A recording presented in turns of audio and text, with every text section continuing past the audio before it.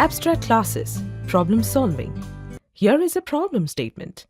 At the end of the month, the account should do the following. Savings account should add interest to the minimum account balance and reset the minimum balance. Checking account should charge the transaction fees on extra transactions performed during the month. This is a simple extension of a bank account program.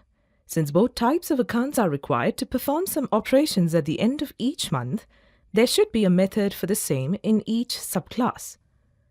To ensure that subclasses do implement such a method, it is a good idea to declare an abstract method end of month in the superclass account. Savings account and checking account classes should implement the method. We already have the code for performing the specific operations. There is an add interest method in the savings account class. We just need to call it from the end of month method. The checkings account has a method to charge transaction fees.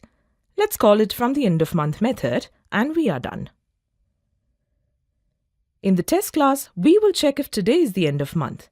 For that, we have defined a utility class endOfMonthUtil that has a static method isEndOfMonth. We are using the Gregorian calendar Java API to find out the maximum number of days in the current month.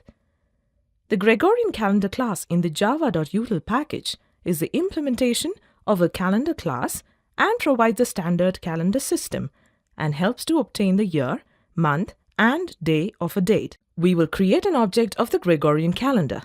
This initializes the calendar with the current time in the default time zone. Then fetch today's date using the calendar object. This will return just the day of the month without month and year fields. Now, we compare if today is the last day of the month. If yes, it returns true. Then we should call the endOfMonth method for the different accounts.